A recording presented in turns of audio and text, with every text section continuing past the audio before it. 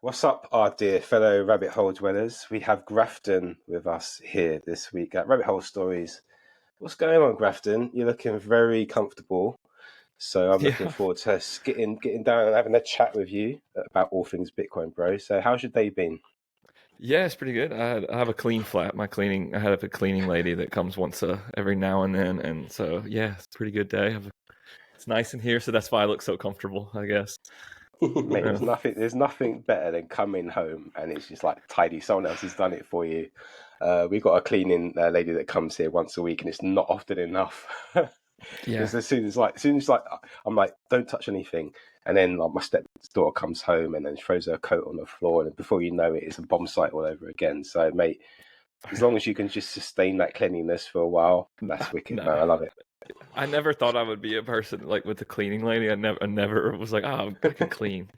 And then like the first time she came over, she was like, "Yeah, you need me," and I was like, "Okay, well then here's the rules. Don't ask me where anything goes. Just like you do it, and I'll live in your system. I need somebody to kind of like do that." And then so about Awesome. once a month I do play a game. Is like if I was her, where would I put that? And it's a fun game that me and all of like my friends who also share the same cleaning lady. We all play the game. We're all familiar with it. So yeah, but it's You should nice, and I'm swap so things thankful over for her. from each other's flats and stuff like that and just properly confuse her. Yeah, she already knows way too much about all of us, so I definitely don't want to confuse her anymore. Brilliant, Um, mate. Well, mate, thank you for joining us here and sacrificing some of your finite time here with us at Rabbit Hole Stories. And it is what it says on the tin. We just want to know your origin story and how you discovered Bitcoin. So bring us back to the beginning. oh man, so yeah, the rabbit hole. Like I grew up like a child on the internet. I mean, that was kind of like the thing. Early days of having my PC. I remember seeing and being on the internet for the first time and watching a Honda motorcycle like load pixel by pixel because we were kids and we were like, oh, this is cool. We can look at pictures of motorcycles. But growing up through high school, I quickly discovered file sharing, like the early days of Napster and Kazaa, BearShare, and all of this. And yeah, I was one of those kids with a CD burner, and so I was downloading CDs, doing this. And my kind of story is I was also deeply into music, and the music that I was into is one of those, like, people call them jam bands, but something you might have heard of is like the Grateful Dead, that type of kind of scene where people go to 25, 30 concerts a year. So I would travel around and see my favorite band as much as possible. But the one thing that was really different about this type of music is they actively encourage people to like tape their shows. Bring a microphone, tape the shows, record it, and share it with your friends, right? And like that's how the bands succeeded. So most of the bands, like if I say their name, you've probably never heard of them, yet they sell out, you know, basketball arenas and large theaters in the States. They hold the sellout record at Red Rocks. So like everybody's heard of Red Rocks Amphitheater. The band that sold it out the most, Widespread Panic, the band that I've seen I don't know how many times in concert, well over 120. They sell it out, right? So we collected these, shows. You wanted to, oh, I went to a show, I taped it, let me share it with you. And so this really got into the nature of like file sharing, peer to peer. Like they have something value for value. You figure that out, and when you're on the road and you're trying to finance it, I was making T-shirts and with song lyrics on it and selling them out of the back of my car, and really trying to go through that. And there was like Shakedown Street is what they called it, where you would meet all the people, you would see everybody. um you know you're transacting peer to peer, cash for whatever they have. And so this is kind of like really how I grew up, was going home then and then figuring out how to file share. So naturally on the internet, I started learning that, oh, you can actually use this thing to make money. And when I was about like 17, uh, I got a hold of this thing that was like incentive based advertising. So a lot of you maybe are familiar with those pop-up ads that said, "Congratulations, you've won a free iPod." I don't know. Joel called you a boomer, but maybe you're familiar with that. But like, um, I created some of those. Like, I created this group of websites, and I was legitimate. So my first month in business, I got I get a check for $300 in the mail. I was like, okay, cool. And then the next thing you know, the check's for 5,000 and 20,000. And one day I'm sitting in class, and my principal comes to the classroom. He says, "Your father is on the phone." And I was like, "What happened? Did somebody die?" Like, no. So I pick up the phone. I never heard my dad say any really bad words, but he's like, "What the have you been doing? You have, an ungodly amount of money in the bank, and there's a man from the IRS here, and he wants to figure out where the proof of, like, so what is this? What's going on?" Of course, my parents didn't know anything because I was 17, and they were just like a signer on my account, but they didn't look. So I had to go down there, explain everything. And so as a little, 17-year-old, I started, once my dad found out, he's like, "All right, you've made some money. What do you want to do with it?" And like any 17-year-old kid, I was like, "I want to spend it. And I can finally spend it without anyone asking me, what the hell are you doing?" So I bought a car, took my friends to Las Vegas to go see Widespread Panic on Halloween. Had a lot of fun, spent a lot of money, but also paid for some university in this. And but one of the friends that actually I knew in like from going to see my like favorite band, Panic, and he's the one who told me about Bitcoin for the first time. And this was, gosh, 2010 or something is the first time. And then they were like mining Litecoin and trying to get me into all this stuff. And I was like, okay, no, I'm not mining anything, but we were on Mount Gox and figuring out all this kind of stuff. And then, like anything, you become interested, you become uninterested, things go up, you buy, you sell, you lose money. And then you get that kind of like that butt hurt feeling where you go, oh, like, Bitcoin's a scam. It's just how people make money, all of this. And then after university, I moved to Czech Republic, which is where I live now. And Czech Republic is a good place to be a Bitcoiner. We're the home of Satoshi Labs, which gave the world Trezor.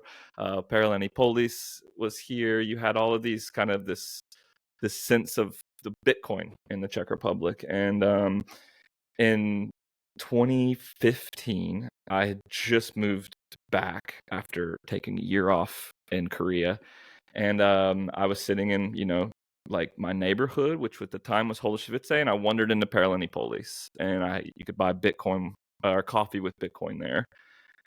So I was like, oh yeah, this is, oh yeah, I know about this stuff. I spent a lot of time in this. And so I fell really deep back into it in 2015. And when I worked at this company, Alza, which is like one of the largest online retailers in Czech Republic, they became the largest retailer in the world at that time to accept Bitcoin.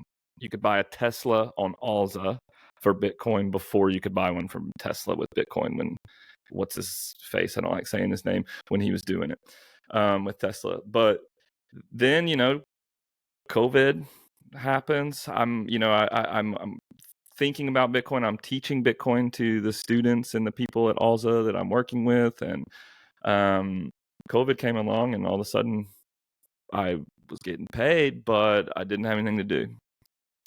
And that's when I said, well, I might as well try to work in the industry and try to do something. So I started I applied for a job. I had one interview with Trezor, like one, and the guy was like, "You're hired, dude. We need you," right? So that was a huge, I told him, I was like, "Give me a foot in the door. I know I'm good at stuff. I can do this. Like, give me a foot in the door." And they did. Started a support agent.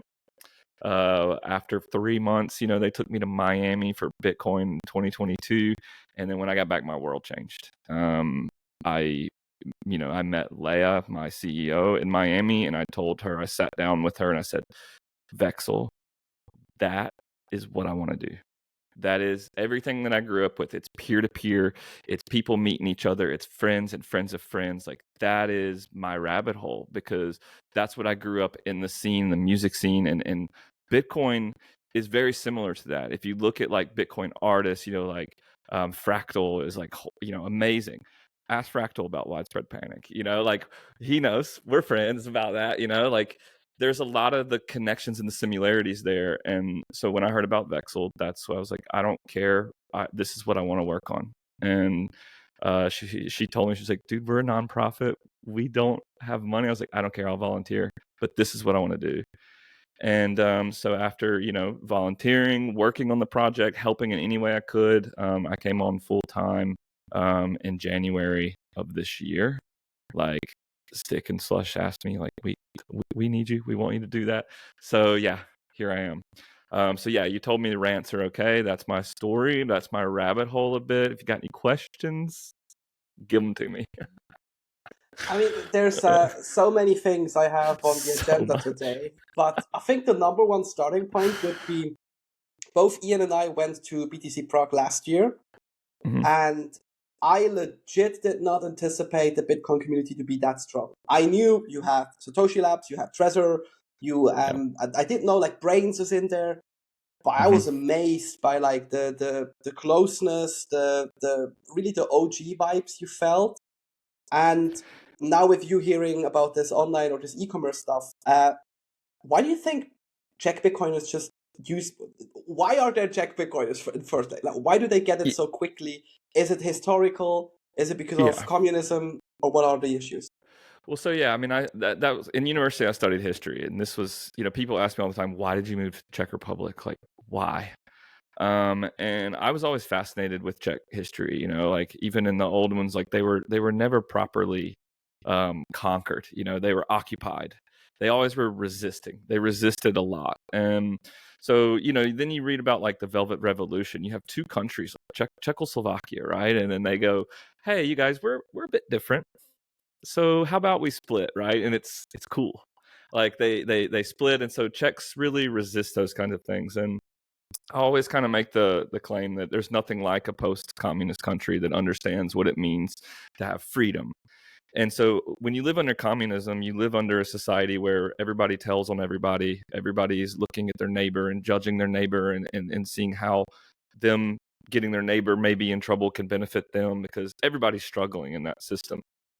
And I think that Czechs, because of that, history, let me get someone a drink. But because of that history, I think that it really brewed a different type of people.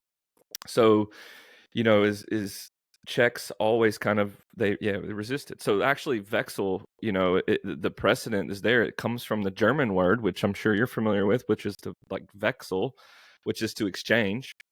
But during communism, there were these guys called Vexlaks, and they stood on the streets outside of the government-approved shops called Tuzeks at the time. And inside those stores, you could buy like jeans or JVC stereo systems or products from the West that were approved for special people who had these vouchers called boni. They were vouchers. So these guys would stand out there, and anyone could approach them and say, hey, I've got some this money, I'll trade you this so I can shop in here. So these people provided freedom in a time of communism. So I think, looking at why is Czech Republic so, such a good place for Bitcoiners, is I just think that they understand it. But they also have a lot of neighbors who went through some crazy stuff as well. Look at Bulgaria and hyperinflation. You look at the stuff that's around you. And I think Czech people are quite smart. And that's why they're still here. And that's why, they're not, that they are, still making a huge impact in the world, especially in Bitcoin. You can certainly feel the energy if you go to Prague as well, because we're speaking to Matthias, BTC Prague as well about it all. And Prague is the place to be if you're a Bitcoiner, 100%. So you're definitely in the right place, particularly if you're working for Vexl and you're part of contributing to the Bitcoin ecosystem in whatever way you can. You're definitely at the heart of what Bitcoin can sort of like be productive, and the value that you can collaborate with people. And hearing you talking about communism makes me think there's hope yet for my country, the UK, because it's very quickly turning into a shit show over here with our new prime minister, and all the new sort of budget rules and the tax and all that sort of stuff. And it's a bit of a state over here at the moment. So you're giving me a little bit of hope long term that we maybe have to go over this hill before we can get to the other side. But obviously with the whole unrealized gains nonsense and paying tax, and because they've just upped the amount of tax for holding these assets and things like that. So some difficult times ahead over here. What advice would you give me over here in this sorry state? Would you say just move to Prague and forget it all, or would you sort of say is there a map that you can lay out for me here? Yeah, I mean, look, it's tough, man. I'm from Mississippi, right? So people ask me, why don't you stay there? Well, I think both of you know why I don't live in Mississippi, right? And looking at like Vexl, we're not available in America. Look at Wallet of Satoshi, look at Phoenix, look at all of these companies that have Mutiny. All of these companies are saying like, nah, America, we don't want to do anything. So for me, is I left a long time ago. I'm very fortunate, but it is hard to leave your home, especially if you have the things there. But I'm not a person who's like, I don't think, oh, politics, vote your guys in. I look at things and I go, well, it doesn't really matter because people are things are still gonna stay the same, and there's cycles in the world and things repeat. But also, like, people get furious, they'll get angry enough and things will start to change. And you kind of see that. I saw like what the farmers were protesting. That was pretty impressive, but then you turn on the TV and you don't see it. You got to go look for that kind of stuff because they truly suppress a lot of things that are happening. They don't want people to know how others think.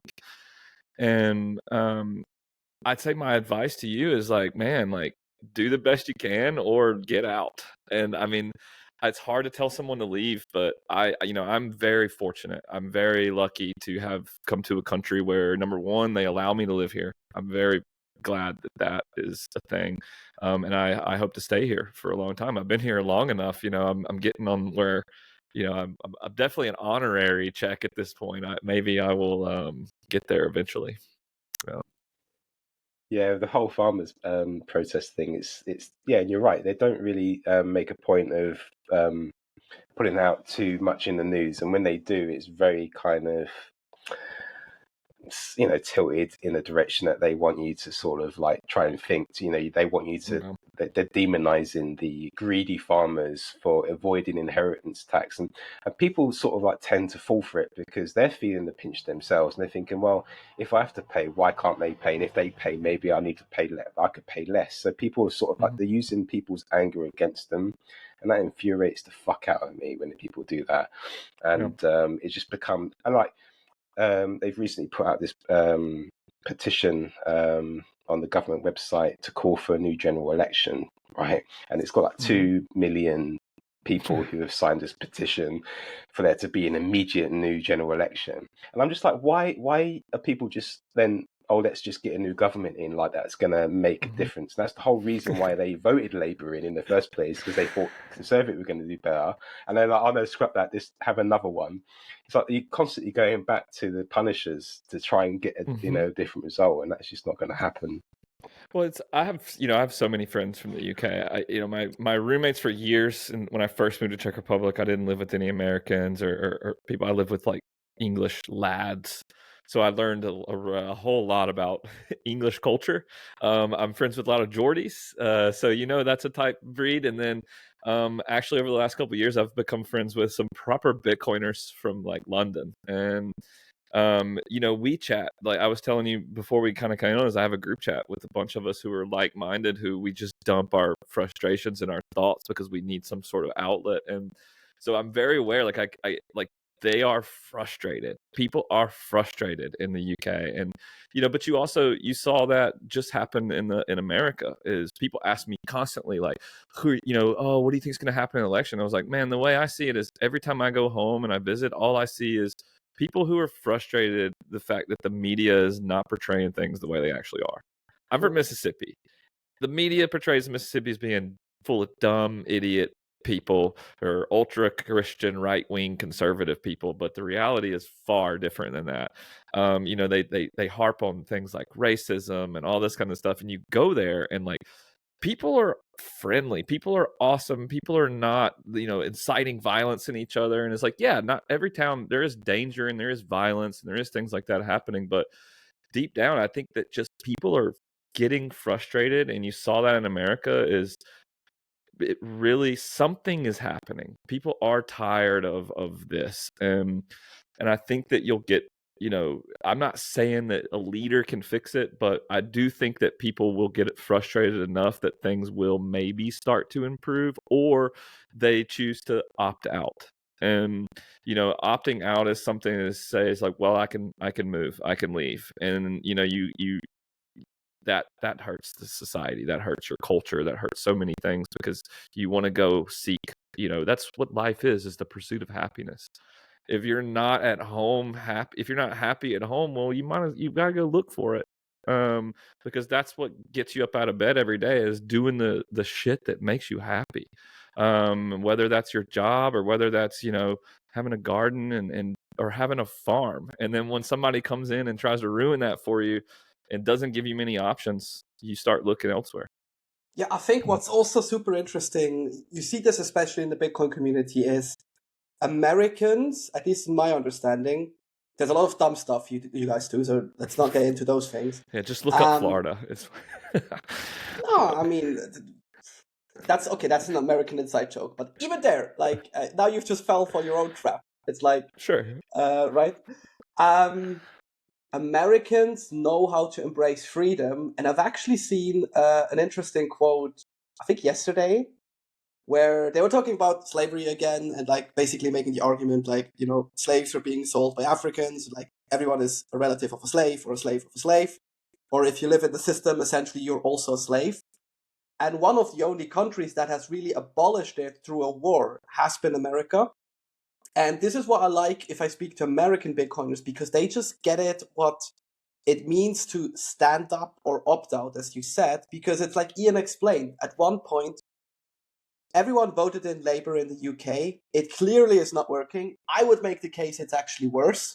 If you have a prime minister who's saying, we don't have democracy if a large group of the population is actually voting to hold another election, kind of go like, that's interesting. Only a dictator would say that, or a commie. Mm-hmm. I'll let you choose which one of the both Starmer is. And this gets you into like, oh shit, this is why people need Bitcoin. It's not about getting rich. It's not about, making the financial gains or even the status you get with it. It's clearly having an option to leave all of this madness behind, which is why I think stuff like Vexl is so important. And that's coming from a dude working at a fully KYC company. Just a slight yeah, but just a slight. It's my podcast. I can swear about the KYC stuff here. If compliance is flagging me again, I'm going like, fuck you guys. What were the motivations for Leia to create Vexl? Was it always that history you mentioned, or? Well, like, okay, so we're getting into another, interesting topic, which is, just to come back to what we were just talking about is, man, there's a book. I've talked about this book with many people, and this book is, what's the word? I can't, like, for something that's severely under, like, the knowledge about it is not out there enough, right? I can't think underrated? of the word. Not underrated, just underknown. Like, people don't know about it. And a lot of this, like Vexl, is like, I think more people, our biggest problem right now is people don't know about us because we don't have some sort of giant marketing budget or anything. But like, there's this book, and the book is written by a man named Paul Rosenberg, and it's called A Lodging of Wayfaring Men. And I really urge you to look this book up, find this book and read it, because a lot of this, there's a lot of inspiration in this book for what we're doing. But this book was written in the 90s, way before Bitcoin, like way before. It's a work of fiction, but it is considered by many to be the cypherpunk's Bible. And this is what I'm talking about, is like, you've never heard of it, you've never seen it. But actually, Max Hildebrand, he just recorded the audiobook for it. So it's actually available. The audiobook is available, read in full by Max Hildebrand, available on the Free Man's Perspective, I believe is the website. So like, you definitely go check this out. But this has a lot to do with, this is opting out, is when you realize, is like, there's always that thing, is like, well, if the government doesn't help me, who will? Right? And that's what the mentality is for so many people, is if they don't help me, who's going to help me? And it's like, well, I am going to help you. My neighbor's going to help me, right? We're not going to let society break down and fall together because some guys in some suits are getting together arguing about what's right and wrong. It's like, if you see an old person who needs help crossing the street, you don't go, somebody from the government should help that lady cross the street. You help her, right? And I think that that's a lot of, when we break it down, is the world, the government divides people. It puts people into groups and says, if I look at America, you're Republican, you're a Democrat, we disagree with each other, and there's not a lot of common ground, right? But then, you look at like a hurricane, which will hit America, and for a second, people forget that what political party they're associated with. They help their neighbor. They trade things and skills and value for value because they're helping each other. And so I like that, to me, is what I see society clearer than anything else, is in a time of disaster, how do we help each other? Does the government come in and do everything for you? No, you and your neighbors do. And so when I look at like inspiration for Vexl, is I want to be able to trade with people I trust, the friends and friends of friends. But, Leia is inspiration. This is actually Slush's inspiration. We used to have local Bitcoins where you could peer-to-peer locally with cash and meet people locally. And, a lot of people met friends, made friends meeting people on local Bitcoins. But we, Slush to say, well, how can we do this? And that's how the idea was born. And so together with Stick, and Slush, which, if you don't know those names, Slush is one of the co-founders of Satoshi Labs, the creator of Trezor. His name is Monarch, but he created Slush Pool, which is the world's first Bitcoin mining pool. And still running to this day, his Brains Pool. They renamed it to Brains Pool. But Stick is our other co-founder, who is still one of the easily, I would say, the funniest person I know, with the wit and the humor, but also one of the most common sense, smartest individuals I've ever come across, and has helped me so much learn and think about how I look at things. But this is where that inspiration, it came from them. They're proper Bitcoiners. Leia came in, and was picked to help run the project and get us going, because she is truly a badass. I've never met somebody who I've learned more from in the time that we've been together. I've grown as a person. I've grown as an employee, like in a job, learning skills and knowing how to take care of shit. I used to ask for permission for everything. I go, is this cool? Is this cool? She go, just do it, dude. You are great. And so she gave me a lot of confidence in my abilities. But that's where, Vexl came from these guys, proper OGs, saying, we got to fix this. I look around and I see one financial institution after another popping up. Giant exchanges that are collecting your data, that are doing what with it? We hope they're protecting that and keeping it, but that's just not it. The reality is that it's a matter of time before that information is exposed, before that information is leaked, before an exchange says, oh, this person bought this amount of Bitcoin, and that information ends up, and then you become a target, right? We have to do better. Bitcoin is peer-to-peer electronic cash without financial institutions. And what is happening to Bitcoin is we're starting to mirror our current financial infrastructure. And you're going, oh, well, you need permission to do this. Fuck your permission. I don't need permission. That's not what Bitcoin is. Bitcoin is a giant middle finger to permission, to financial institutions, to Big Brother, to the person that's trying to control, because that's not what it's supposed to be. And so I think the inspiration is really, there's a lot of it that I was saying, read the book, look at that, see how people think in this. But the inspiration really does come from, for this for this project was from Slush and Stick. Yeah. Yeah, I mean, this is why I personally don't have an issue with like the ETFs and stuff, because I go, okay, I get the attack vector, but if TradFi wants their own version from Bitcoin, okay, let them have it. Like, they can have this. It's gonna pump our back if you measure Bitcoin in fiat. Happy days. We can still have our own version. However, well, the proper version, to be fair. There's However, only one version. we should still focus on making it as accessible as possible. And I think you would agree, Graf, there's no case for you against, okay, you may have bought once Bitcoin on a KYC exchange. However, you should also have a majority of your stack with non-KYC stuff, just because you never know, as you've mentioned, what's going to happen with these third parties. Yeah, I mean, look, exchanges, they provide what a lot of people believe is a convenience, right? They make it easy. But there's a lot of shit that we do in the name of convenience that we give up our freedoms for, right? So, like look at getting on an airplane in America. That was the one that blew me away. Last time I went to America, and like I never showed anyone my travel document at all. I just walked up and they scanned my picture, my face, and it goes ding, has my name. I walk on the plane and I said, this is bizarre. And can you opt out? I learned, like, yes, you can opt out, but it's something that you have to say to do.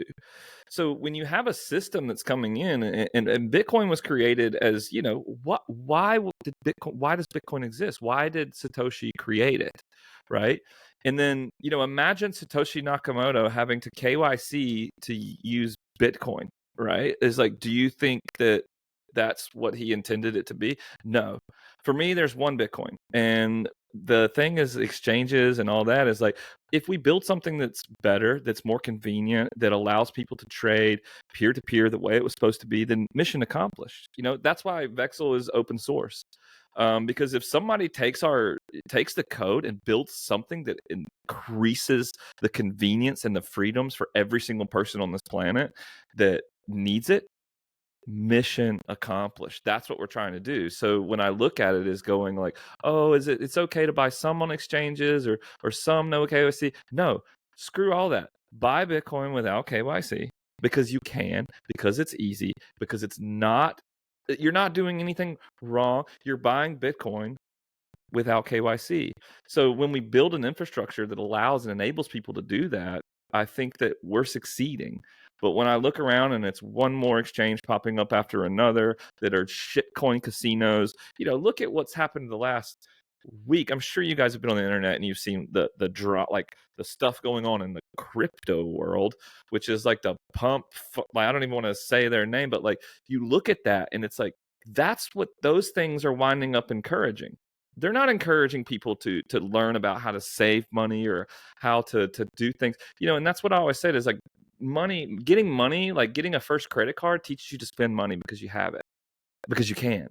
Bitcoin teaches you to save money. It teaches you to realize that it's better to maybe have something than to give it all away because, you might not have anything tomorrow. So I need to spend this money while I can, and that's not Bitcoin.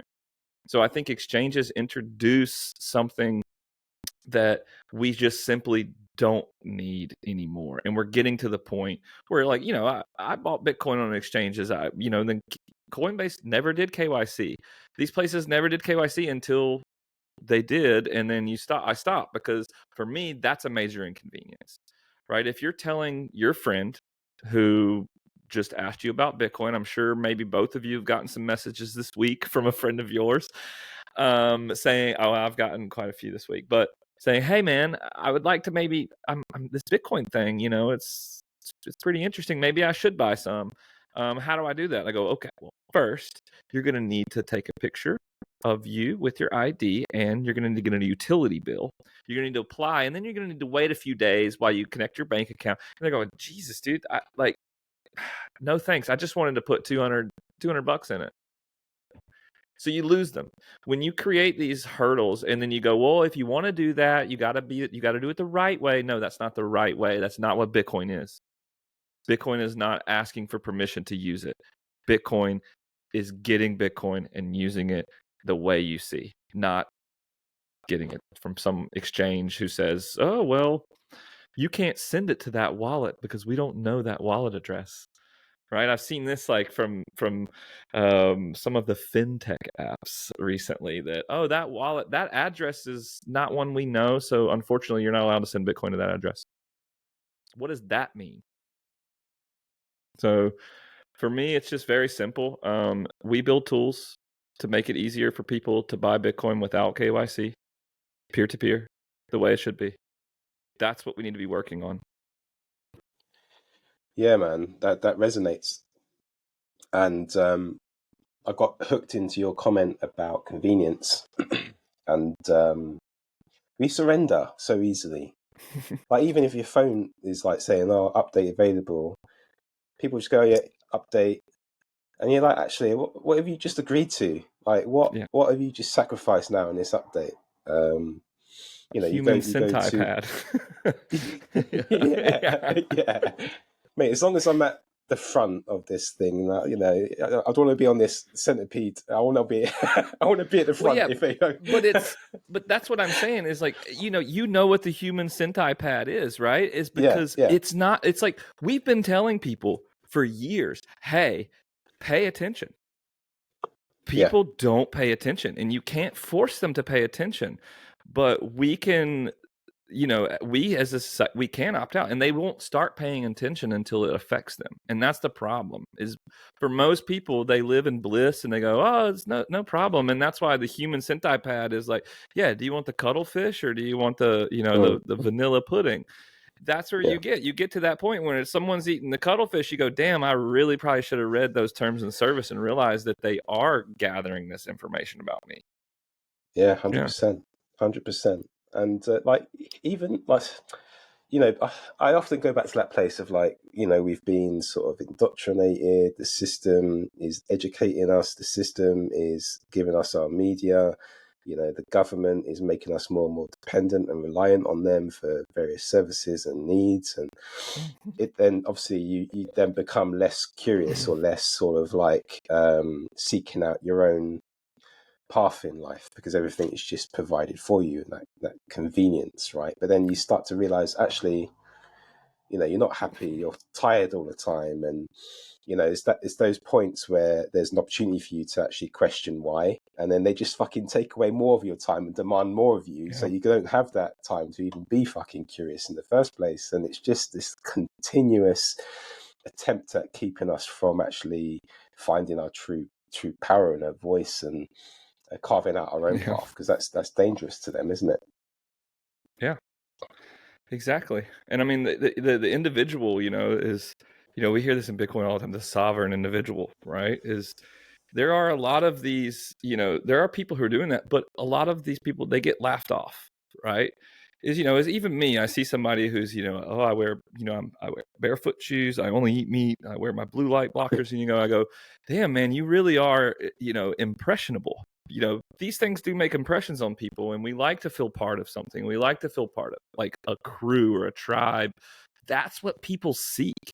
You know, ultimately, people want to feel like they belong to something. And, you know, that's where I think a lot of Bitcoiners, you know, we get tagged in. It's like, you know, what the last couple of weeks, you've had like the exodus from X to Blue Sky, right? So I'm very curious. I hop on Blue Sky. I'm just like, all right, I'm just curious today. I recorded it when I hopped on there, and it was just people shitting on Bitcoin. And think, you know, it was like, oh, so you guys are just creating an echo chamber where you know, it's a tribe. You want to feel like you belong. The worst case is with Blue Sky, it's such a fucking lie. The entity behind it, the company, they control the whole fucking thing. It's not even a protocol. They're lying about being a protocol. That's what makes me angry. It's a bear trap. It's a trap. Yeah. Yeah, and when was I on Blue Sky? Last year during the summer? Because I had the same thought as you had, Grafton. I was like, Noster, Twitter, Blue Sky, again, as a marketing dude with the idea, like, okay, I get why I need to be on X for the reach, but I want these safe spaces. And I've been on there, I was like, this is like a mental institution. It's really bad. It's I was horrible. shocked, but Yeah. I have a good friend of mine who will, he'll probably watch this and, completely disagree because he loves Blue Sky. He loves it. He's like, oh man, I get on there and like, I see people because he doesn't care about this kind of stuff. He's interested in video games. For That him, makes sense. he loves it. He gets on there and he's like, oh, I'm just with my people, my crew. I don't have naked girls under every comment. I don't have people, saying hate speech. He's like, that. I was like, I completely understand that. I do. But you can't just browse it and also not, be influenced by these things. And that's why I understand this. Like, if you're on Twitter, yeah, you're certainly influenced by this content that you see, and that's like all of them. And I think if you try to divide and pull yourself away from something, it's like, I kind of am curious about everything. I'm a naturally curious person. I want to know how people think. I want to listen to people. We were talking about this actually recently, Joel. Is like, I like people. There isn't anyone that I probably wouldn't go to dinner with, because I'm curious. It's like, tell me your story, man. This is like the rabbit hole is we are so quick to judge others or judge their ideas, but it's like, how did you get to that line of thought is what I'm curious about. And it doesn't make me judge you as a person. Your idea doesn't make me dismiss you as a human being. And I think that. Yeah. And then to get back to like the some individual stuff, the best example with X, I also have this team internally where I have team members who go like, oh, it's so unusable and stuff. And I go like, if you don't like something, just block it, mute it. That's it. Yeah. It's in your best interest to curate the feed you want to see, whether that is an echo chamber or not. That's up to you. Like, you need to decide this. Yep. But I think we just lost this as a human race at this point. Well, Thank God for Bitcoin that we learned this again. I've always been interested in conspiracy theories, right? Like, I always, right? So I've read countless books. I have, one of these books I have is called Vices of the Mind. And, I'm curious, like the conspiracy theories are interesting, right? But what interests me a lot is like how people get to the thought process of confirming whether or not you truly believe in something. And, so as a any Bitcoiner or anything, you have to confirm your bias, right? You have to say like, well, what is this? And confirmation bias is a real thing. And I am certainly not right about everything. Am I right about Bitcoin? God, I mean, I hope so. I believe in it, right? But there are a whole lot of people who will try, Peter Schiff convince you for how many years has Peter Schiff been the most prolific Bitcoin tweeter? Bitcoin ever. Yeah. Like, he's been the most prolific Bitcoin tweeter on Twitter, right? It's like, but that's what I mean is like, I think that it's really important to listen to both sides and to not judge somebody or not disown your friends because they called Bitcoin a shitcoin, because they're going to come around eventually, or you're going to be wrong. And then, who knows? Yeah. But we all have things that we believe in that maybe others don't. And I think that you can't, there's so much, it's so easy to hate an opposite point. I'm that way with most shitcoin. I like, no. Just no. I've been there. We've all been there. We've all had those things. We've all done it. And so, of course, it's my goal to teach everyone, hey, no, you don't want to do that. But are people still going to do it? Of course they are. If you've ever had an ex-girlfriend, your friends tell you, don't message her, dude. Don't message her. Do not message her. You're going to message her. You're going to do it. And it's not until you confirm it yourself what you believe in that you will actually start to make a difference in something. So totally. I mean, this is why I think like the people like Peter Schiff, they're good for Bitcoin because look, if because it allows you to actually reconfirm your own perspective, right? It challenges your understanding of it, right? And that's what it's all about. You have to, don't just keep on huffing your own farts. You need to sort of like, understand what other people are saying about it, and then you can sort of like tell them no, they're wrong or whatever, and have a conversation about it. And that's just whole part of this whole freedom of speech war that's going on, and this mass exodus from X, because it's apparently now for far right. What the fuck is even far right anymore? It just seems like this new term, far right, has come up. all of these cocksuckers are gonna be back on X. Like, we have the receipts. They did it with course. Mastodon. But it's these people, right? They moan like on like MSNBC or whatever about these billionaires, and mate, Microsoft owns MSNBC. The MS is for Microsoft.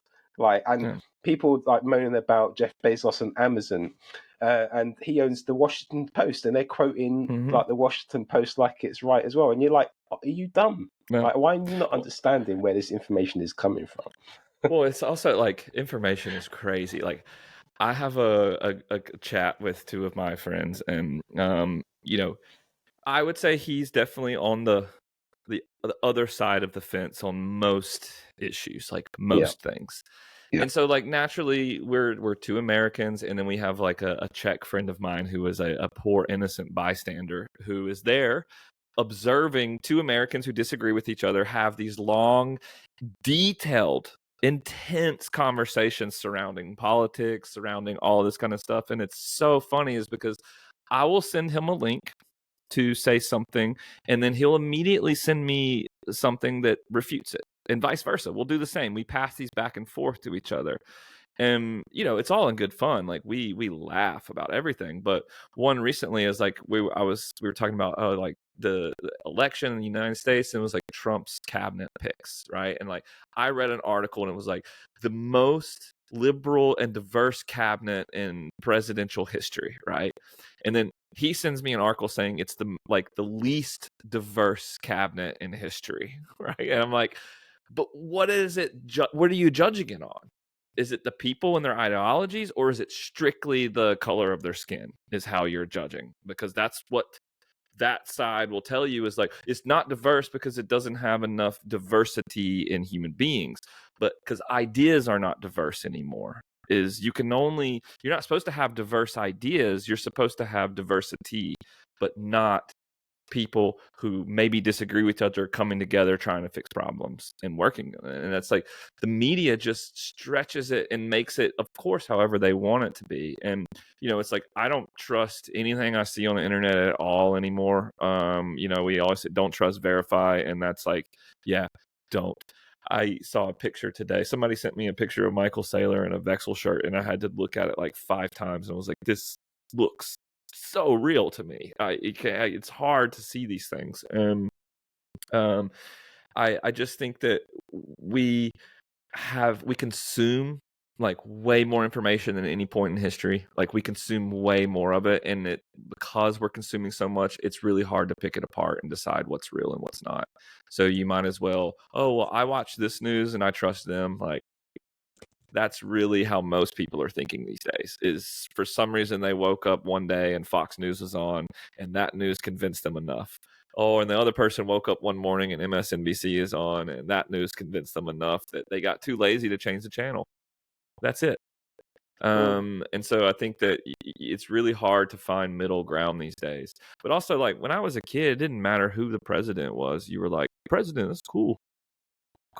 Now you have 5-year-olds saying fuck Donald Trump, or vice versa, and that's blows me away, because I am the boomer now going, kids these days.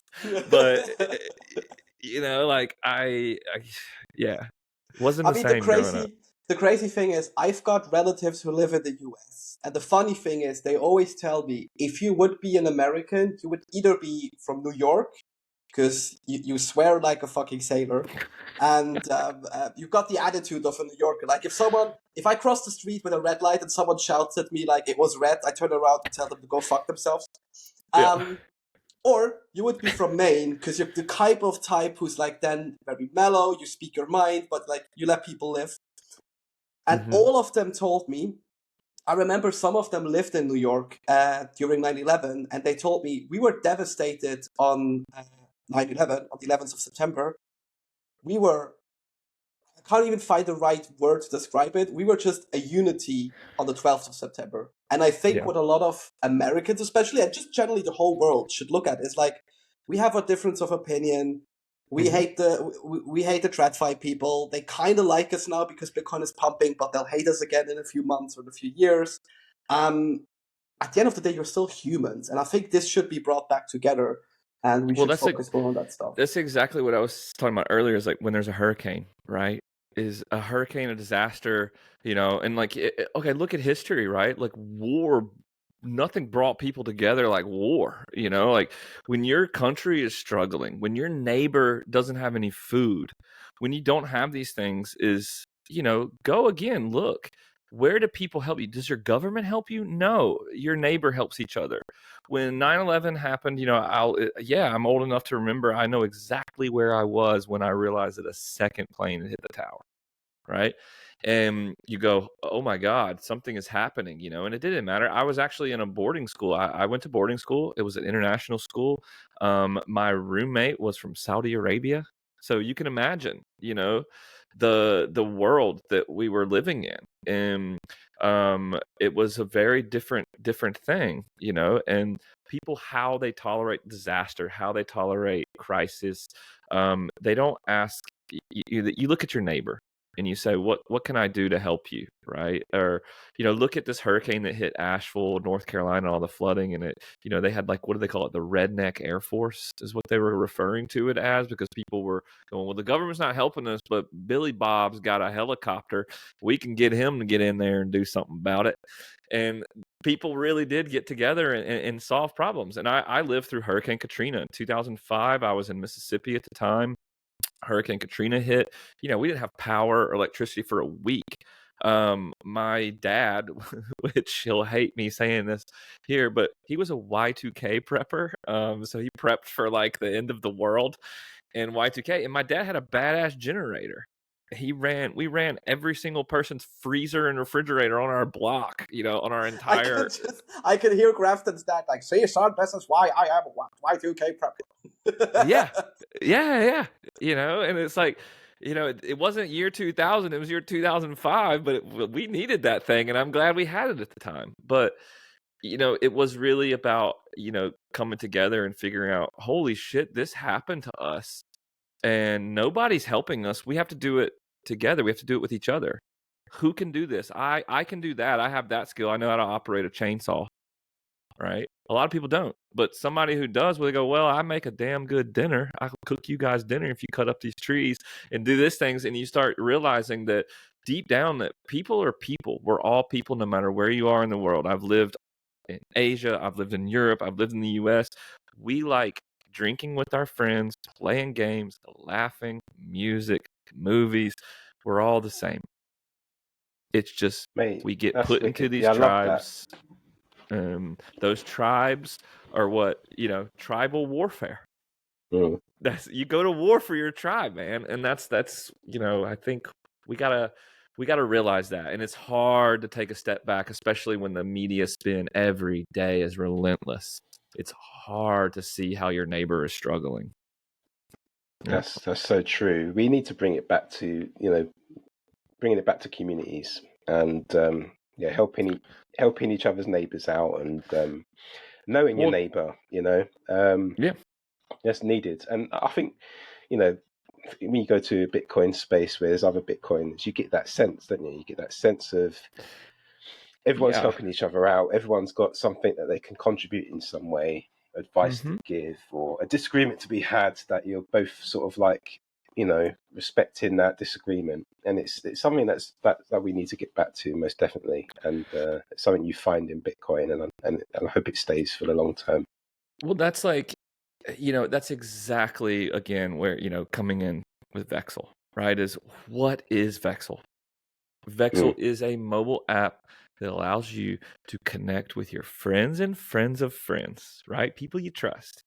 And it's built for communities. It's built for local, right? So it blew me away when we first launched. I was like, okay, we'll see how this goes, right? And then, we launched the app, the marketplace for Bitcoin. And then we started seeing people writing in their offers like, hey, I'm a farmer and I got honey from bees. Anybody want some honey? I'll sell it to you for Bitcoin. And then somebody was like, oh, well, actually, I make cheese and I have raw milk and I have eggs from chickens. And so really, and then we said, okay, people took this tool and they took it to their community and now they're sharing Bitcoin with each other. But then like people were like, well, hey, I want to get involved. I can do back end development, or I could do front end development on, we have a plumber who was like, hey, if anybody needs a good plumber, I'll take Bitcoin, And I was like, if I need a plumber, I'm calling the Bitcoin plumber. I'm not calling somebody from the Yellow Pages that I don't know, that I don't know if I can vouch for them. And I always kind of make the case as well as like, look at the world and what we expect. It's like, okay, we depend on things like Google reviews. We depend on TripAdvisor. If you're going to a town in, Thailand or somewhere, of course you're going to research it and you're going to look at reviews, but come to Czech Republic. You've both been to Prague, right? What did you eat while you were in Prague? Did you have good food while you were here? All right. How Damn did right, you yeah. find those restaurants? Right. How Yeah, did you I mean, know? from the Yeah. community. And if you don't have any friends, if you don't know anybody, and you look up where should I eat in Prague, the number one restaurant in Prague is an Indian restaurant. I love Indian food, but please don't come to Prague and eat an Indian restaurant. Come here and eat a giant pork knuckle or svíčková or smažený sír, which is fried cheese, and it's I don't care if you don't eat fried food, it's delicious. But that's the kind of thing that you have to get, and you'll only get if you have people that you can trust on the reviews. Now, Christian is going to get really mad that I'm bringing this up, but I was in Lugano for Plan B, and I just arrived from the train station, and Christian is the first person that I saw in Lugano, and I was like, oh, we're starving. He was like, mate, just go right down there. I just had the best pizza I've ever had in my life down there at that restaurant. I was like, okay, I'm in. Let's go. The pizza was 4 stars out of 4 stars out of 10. Sorry, it was mediocre pizza at best. So I sent Christian a message. I said, my trust in you has been damaged. I don't trust your opinions on pizza anymore. You might have some other recommendations, but I will never trust you on pizza again. And that's how we form a society, is based on trust, is based on who you know or how many other people know. So what Vexl does is it actually leverages that real world social graph that you have. So it's like, Ian, you and I, we didn't know each other for today, right? But because Joel and I know each other, like, I'm pretty sure he could vouch for you if, you and I wanted to trade, and I'm pretty sure that he would vouch for me, right? And we would probably meet. We'd probably have some coffee or a beer, and we'd have a damn good time. And the next thing you know, we're friends, and my network grows even further. And those are the people that I want to do business with. Those are the people that I want to cooperate with. I don't want to look some random person up on the internet and do something from them. Why should I trust them? You shouldn't trust anyone. And that's something that's been very clear to me recently. I travel a lot. I go to a lot of Bitcoin conferences, and, I always looked at them as being, oh, this is a safe space full of other Bitcoiners. It's fun. And then I started hearing, different anecdotes, things that are happening in events, and things that really made me think twice. I heard a fascinating story in Slovenia. That one's way too long to get into, but I was at a conference in Germany, and there was a guy coming around, and he was trying to peer-to-peer Bitcoin. He's asking everybody, hey, does anybody know where I can buy Bitcoin with cash at this conference? So naturally, he gets sent over to me because I'm the guy. I help you learn about Vexl and help you figure out how to peer-to-peer. I met the guy, and the guy who introduced me says, oh, I don't know him. He's just somebody who was here who was looking for peer-to-peer. I got a weird feeling from him. I didn't, and I was like, oh, I'm sorry. I don't have, because, I'll say, hey, I can help sell you some Bitcoin, but first I want to talk about Vexl. I want to show you how to do it on your own. And he wasn't interested. So I was like, oh, well, sorry. I'm not interested. You have a weird vibe. I'm sorry. I don't have any Bitcoin to sell you. And the next week I was in Amsterdam at a conference, and somebody says, hey, you know that guy that I introduced you to? And I was like, yeah. He's like, did you sell in Bitcoin? I was like, no. And he goes, good, because he was giving everyone at the conference that was selling in Bitcoin fake counterfeit money. And I was like, what? Really? He's like, yeah. Several people sold him, because he wasn't trying to buy thousands. He was trying to buy a little bit here and there, but he was doing it quickly. He was in a hurry doing it quickly. And it just goes to say, don't trust anybody. Who do you trust? I trust my friends. I trust the people that I've spent years getting to know. I don't trust somebody that I just met for 5 minutes. No. So Wow, that's that's what an Vexl important really lesson. does. It's an Yeah, and important lesson. to be able to leverage that and say like, okay, well now I know Joel and now I know Ian, but now we have 2 friends in common, and then next week maybe I have 5 friends, maybe I have 10 friends, and I can go, oh, I'm really growing my network, and I'm growing a network of trusted individuals that are not only trying to buy and sell Bitcoin, but are also offering goods and services and time and skills, videographers, web development. Like, if you have a skill, of course you want your friends to succeed. I had a friend write, he says, oh, I submitted an application to a job and I wrote you down as a reference. Is that okay? And I said, of course that's okay, man. Like, we're friends. I know you. Of course I'm going to vouch for you because I believe that you're going to do a good job. That's what it is. But if I ask, if Christian tells you where to eat pizza, I'll say don't go to where Christian says. I don't trust him on his pizza reviews.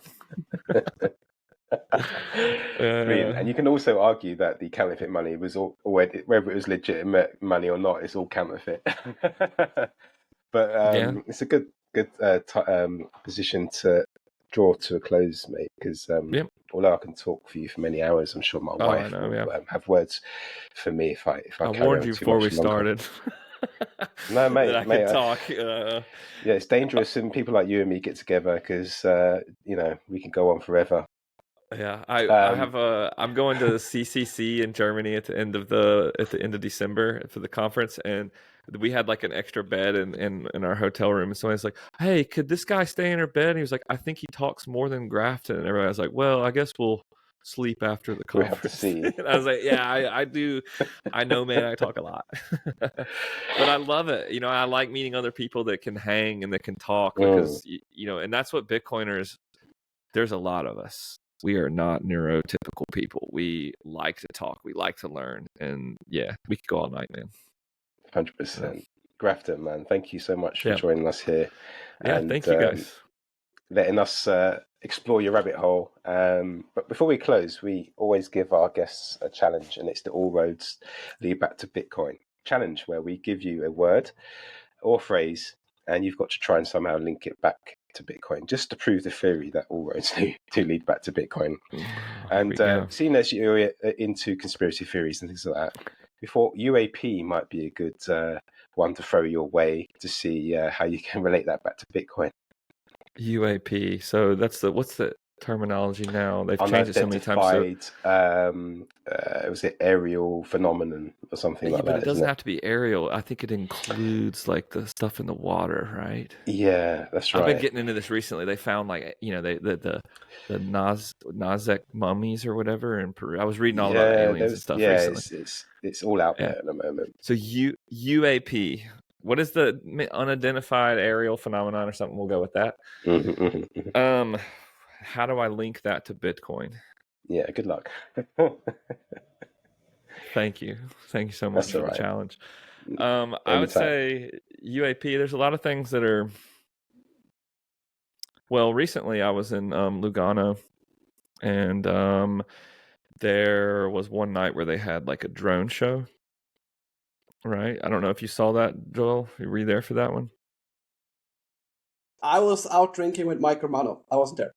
How did you miss the drone show? Because I thought, no, I was with Mike. We were stood next to each other. Oh, no, sorry. That was the day afterwards. Why did I miss the drone show? When Joel drinks, try and get him to remember anything. That's not true. I remember I was drink. Anyway, I was so anyway, the drone show, this was my first experience with one ever. I'd never seen a drone show. And you're standing there, and all of a sudden you hear a swarm of UAPs, a swarm of these things, and I had the most dystopian feeling ever. I was like, okay, this is it. This is how we go. This is surveillance to the extreme, But then they made a beautiful Bitcoin logo in the sky. And then they made a beautiful rocket ship, and then they did the white paper. And that was a cool experience, but I think, UAPs is something that is unexplained, and I think for a lot of people, it's hard to explain Bitcoin to them in the present time, that takes, you have to follow that rabbit hole. I think every one of us has that journey into it. And UAPs are definitely a rabbit hole I have fallen down many times. And I would say that instead of falling down the UAP rabbit hole, probably look at the Bitcoin rabbit hole. It's a better one. It's definitely a better one. But yeah, those UAPs, those drones in Lugano definitely made me think about the future. And also, I watched a film on HBO the other night, The Surveilled, with Ronan Farrow, where he was talking about all the Pegasus spyware and all that, and that really messed with my mind a bit. But yeah, UAP, that's a tough one. But I guess, yeah, I hope that it was a good enough challenge. No, I don't know, mate. It was a difficult one, and you rose to the challenge. So yeah, well done, bro. Yeah. Grafton, before we head out, finally, in the end, and I'm not saying finally, that was actually a poor choice of words because I'm German. The final outcome, it should have been. Yeah. Where can people find you online, and if they want to get in touch and know more about Vexl, where is that?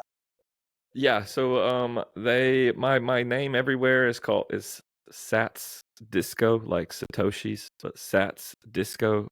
I don't love disco music. That's not what it's about. We can get into that's a different rabbit hole, but it comes from my music. But yeah, Sats Disco on Twitter, Sats Disco on Nostr. I'm on Blue Sky, but I will never post anything on there. But no, if you want to find out about Vexl, check out our website, vexl.it. How do you get Bitcoin? You Vexl it. That's what that domain is. What does Vexl mean? That means buying and selling Bitcoin with no KYC, peer-to-peer, as it was intended. So Vexl it. Get your Bitcoin, Vexl it.